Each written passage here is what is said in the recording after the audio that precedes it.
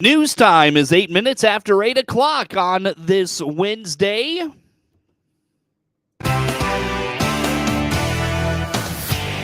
Thanks for being with us this morning from the newsroom of Regional Radio and DeWittDailyNews.com. I'm Seth Lawrence with this expanded local newscast streaming to Facebook and to YouTube, brought to you by Peterson Insurance, your Pekin Insurance agent in Clinton.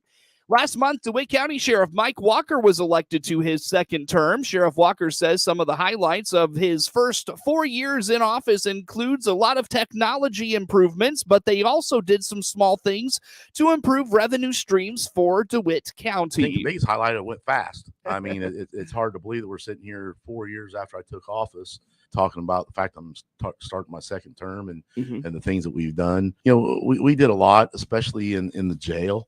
We did some things to try to generate a little bit more revenue for the county. We changed our commissary provider. Our commissary is the inmates can order, snacks and different things. It's kind of like our Walmart. Okay. They get on. We regulate what they can have, and it's at discounted prices. We get it. The Combined Public Communications is our provider. We've done that we got a little bit more. We're getting a little more profit than the last company. Got a little better service from the last company, and the last company we'd had for a number of years, but their service and things just kind of started declining. So we did that. We also changed our phone service in the jail. Again, with Combined Public Communications, they came in with a deal that, again, generates a little bit more revenue. They also had some more products that we were able to do. The inmates have, it's called, they call it a chirping device. Basically what that is a iPhone type device. It's in a real heavy case that they can text loved ones, back and forth. 10 cents a text. We get 2 cents out of that. No pictures or anything can be sent, just strictly text at no cost to the county. Those are provided by the company.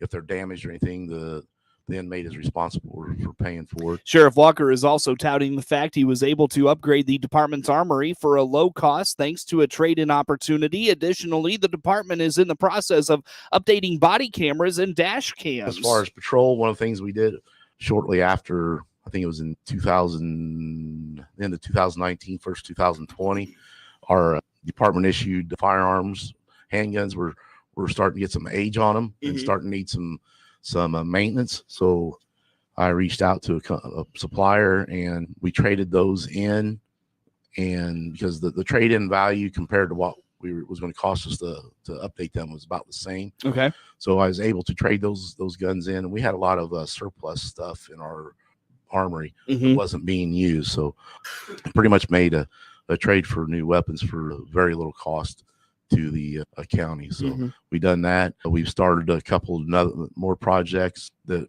won't be fully implemented until sometime in 2023. One of those is the updated body cameras and in-car cameras. We're in the process of that. And then we're also going to be updating our radio system, which that all started with ARPA money, several months ago. But I was hoping to have that all done by the end of the year, but with supply chain issues and other things, the computers for the cars were supposed to be in the end of May. They didn't get in until about the end of September. We got that's the problem now. We're waiting for our installer, Panasonic and everybody to get on the same page to get everything ready. Basically getting everybody's schedules together to get them all in, because we got to putting in all new in-car cameras is a process. The installer's going to have to come in, take the old one out, put in new mounts for the new computers, put in the cameras and all that.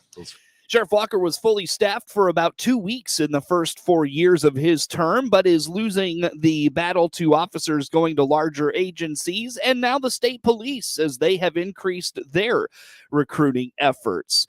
The Sangamon Valley CEO students are hosting a Christmas event in Monticello this Sunday. Horse-drawn carriage rides, Santa, cookies, and cocoa making, and much more highlights the day of activities at the Monarch Event Center in Monticello from 2 to 8 p.m. Ava Cheatham from Argenta Oriena High School points out ticket sales for the event are going on now. It is 2 to 8 on Monarch Brewery, which is 212 South Independence Street. And we have stuff like cookie decorating, ornament decorating, and hot cocoa. And then we have pictures with Santa.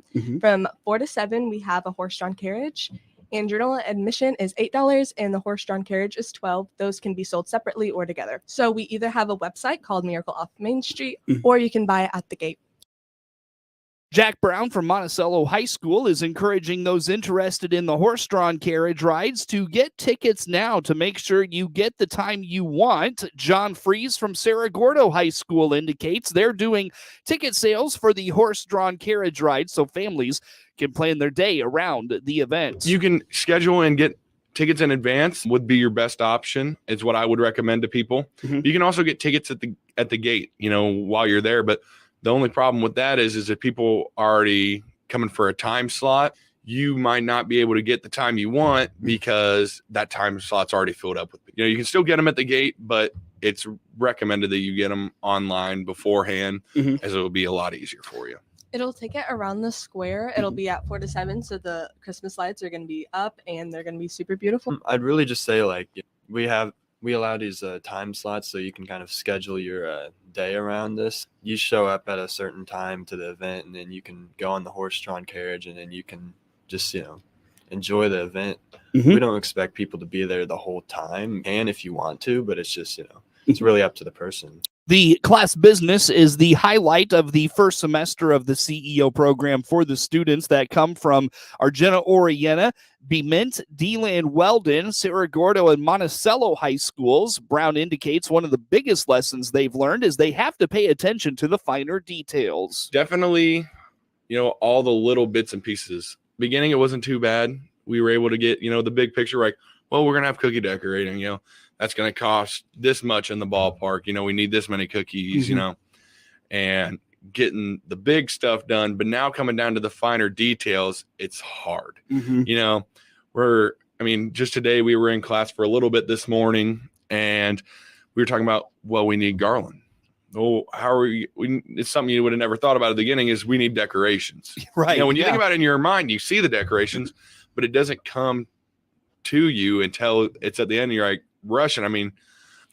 But I think definitely there's always challenges in business. There's going to be conflicts and stuff. It was hard trying to find a day at the beginning. I remember we were like, do we want to do it on a weekend or can we do it on a weekday? Because we have everybody doing everything. I know people are in cheer. There's people in basketball. There's people in, band, stuff like that. And we all have crazy schedules outside of the class. Getting something the day scheduled for it was kind of one of the harder parts at the beginning. I think Miracle Off Main Street takes place from 2 to 8 p.m. this Sunday at the Monarch Event Center in Monticello at 212 South Independence Street. Get more information and tickets at miracleoffmainstreet.com or find the Sangamon Valley CEO program on Facebook or Instagram. Get news anytime at DeWittDailyNews.com. Hey, this is Todd Gleason from Illinois Extension here with a time change for our daily market report on WHOW. You can now catch our daily review of the commodity markets at 5:06 on all of WHOW's many platforms. You'll still hear all of our commodity analysts and weather professionals each afternoon, but at a brand new time. And you'll still hear the weekly wrap-up of the commodity markets right here on WHOW when Commodity Week airs Saturdays at 8:30 a.m. Remember the time change for the daily closing market report on WHOW at our new time, 5:06 p.m. weekdays. Central Illinois' leading online source for local news, police blotter, for the record information, obituaries, and more is DeWittDailyNews.com. Since 2008, DeWittDailyNews.com has delivered fresh, online content to internet readers. From the City Council, to School Board, to the County Board, and more, DeWittDailyNews.com covers the local news you expect from the area's #1 local news source, and it's all absolutely free. Now you have even more ways to access DeWittDailyNews.com. Whether you're at your desktop, laptop, tablet, iPhone, or smartphone, DeWittDailyNews.com is delivered to all those platforms. That's right. It's even there on your iPhone and smartphone. The same local news, weather, and sports that's on the full-size edition is on your iPhone and smartphone just by going to DeWittDailyNews.com. If you haven't tried it, why don't you? Go to Central Illinois' leading online source for local news, police blotter, for the record information, obituaries, and more on your desktop, laptop, iPhone, or smartphone, DeWittDailyNews.com.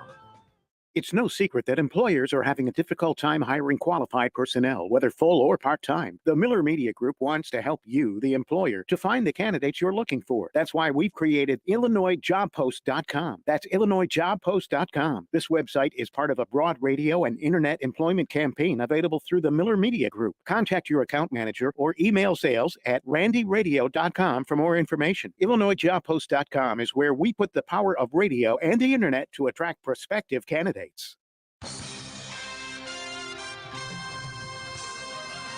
Time now for a look at sports. I'm Seth Lawrence with this report. In a game heard here on WHOW, the Clinton Maroons clipped the Riverton Hawks 63-27 in non-conference high school boys basketball action from Clinton. Clinton jumped out to a lead on a Mason Walker three on their first possession and never trailed. They led 31-16 at the half and outscored Riverton 23-6 in the third to pull away for another 30-plus point win. Clinton beat Hayworth by 34 last time out Saturday night. The Maroons were led Tuesday by junior Dawson Graves with 20 points. He was the WHOW Serve Pro of Piatt DeWitt County Player of the Game. Sophomore Colton Walker and junior Brooks Kluver each added 11 for Clinton, while junior Mason Walker had 9 points. Riverton was led by Antonio Davis with 8 points. The Hawks fall to 1-7 with the loss. Clinton moves to an impressive 8-1 under first-year coach Vic Binkley. They'll host Argenta Oriena Thursday night at Clinton High School. The next Maroons WHOW broadcast comes up Saturday at 5:30 as Clinton travels to Tri-Valley. In a game heard on WEZC, the Monticello Sages scored the first 20 points and never looked back, rolling to a 54-38 win over Arthur Lovington Atwood Hammond Tuesday from Arthur in non-conference high school boys basketball action. Trey Welter followed up a career night against Maroa Forsyth Saturday with 14 points Tuesday to lead all scorers. He scored a career-best 26 Saturday afternoon at the Seaver Center in Monticello. While Welter was the only Sages player in double figures Tuesday, scoring was balanced. Drew Shepard added 8 points, Will Ross scored 6 points, and Tyler Bundy, Mick Wright, and Maddox Quick each had 5 points. Easton Frederick scored 10 fourth-quarter points to lead the Knights. Monticello shut out ALAH in the first quarter, leading 15-0, and scored the first 5 points of the second quarter to open to a 20-0 lead and led 31-9 at the break. Monticello scored 22 points in the paint Tuesday night and had 19 second-chance points off 15 offensive rebounds. The Sages shot 47% from the floor and finished 7 for 17 from beyond the arc. The Knights dropped to 4-5 overall, while Monticello improves to 4-3. They take a 2-game win streak into Saturday's matchup at the Greenville Shootout against Breeze Mater Dei. Game time from Greenville is Saturday at 5:30. Hear the action on 95.9 FM WEZC and online at DeWittDailyNews.com. The Clinton Lady Maroons did not score in the second quarter and struggled on offense in the second half in a 49-25 loss to Cerro Gordo Bement Tuesday night in non-conference high school girls basketball action from Cerro Gordo. The Lady Broncos led 12-11 after one, and while they only mustered 9 points in the second, they held Clinton scoreless to go up 21-11 and move that lead to 39-18 after 3 quarters. They outscored Clinton 10-7 in the final frame. Avery Smith led Clinton with 7 points. The Lady Broncos were led by Haley Garrett's 18 points, and Jazzy Hicks scored 15. Cerro Gordo Bement goes to 9-2 overall. Clinton falls to 6-6. The Lady Maroons host Argenta Oriena Thursday night. They wrap up the pre-Christmas slate at El Paso Gridley next Monday before heading to the Monticello Holiday Hoopla starting Monday, December the 26th. Illinois has signed a 2-year contract with Tennessee for the 23-24 and 24-25 men's basketball seasons.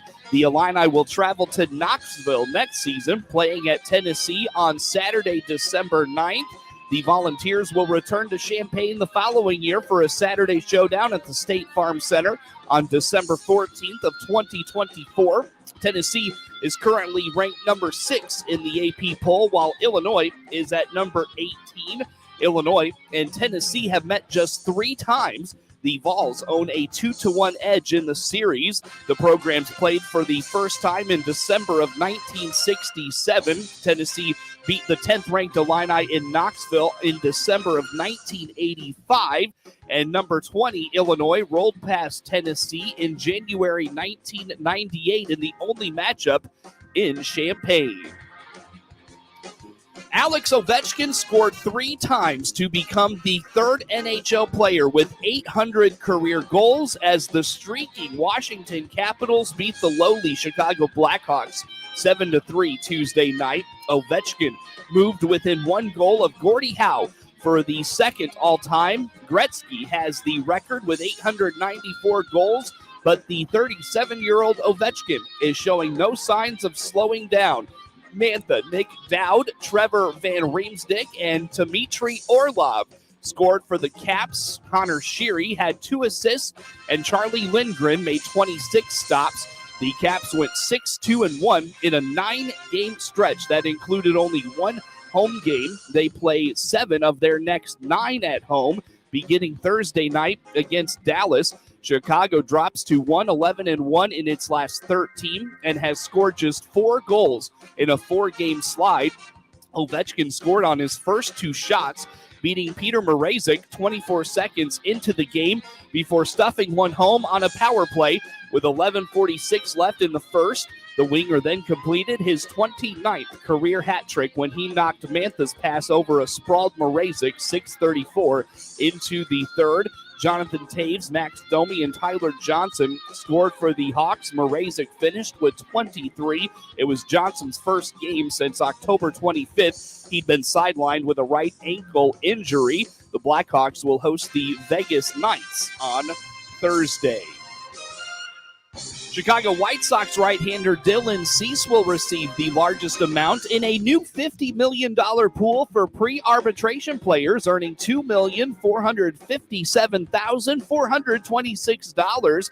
Houston Astros DH Yordan Alvarez is second with $2,381,143, according to figures compiled by Major League Baseball and the Players Association under the March lockout settlement.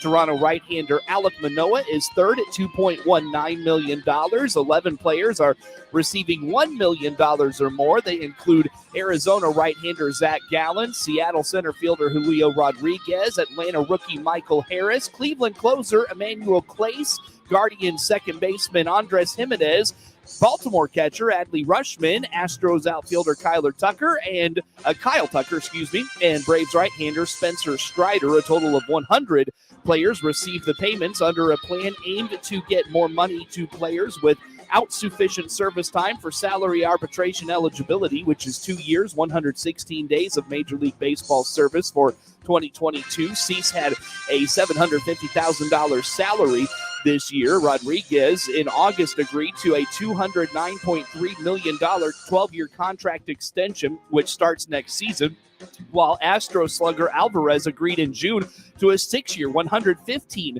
million deal that starts in 2023. Under the March agreement, an eligible player receives $2.5 million for winning the MVP or Cy Young Award, $1.75 million for second in the voting, $1.5 million for third, $1 million for fourth, fifth, or or selection to the All-Star team is $750,000 and $750,000 for Rookie of the Year, $500,000 in second in Rookie of the Year voting, or an All-MLB team second team selection. All MLB teams are voted by fans, media, broadcasters, former players, and officials. A player is eligible to receive the bonus for 1 achievement per year, earning only the highest amount. The remaining money is allocated by a WAR formula. Dylan Cease was second in the AL Cy Young voting. Alvarez was third in the AL MVP voting, while Manoah was third in the AL Cy Young voting. Houston shortstop Jeremy Pena received just short of $500,000. He won the league championship and World Series MVPs For the Houston Astros, which did not figure into the bonus pool, the smallest amounts go to San Diego outfielder Trent Grisham at just over $200,000, while Oakland left-handed pitcher Cole Irvin also receives just over $200,000. Each of the 30 teams is charged $1.666 $1 million in a luxury tax payroll. Get the latest in sports anytime from your computer or mobile device at DeWittDailyNews.com.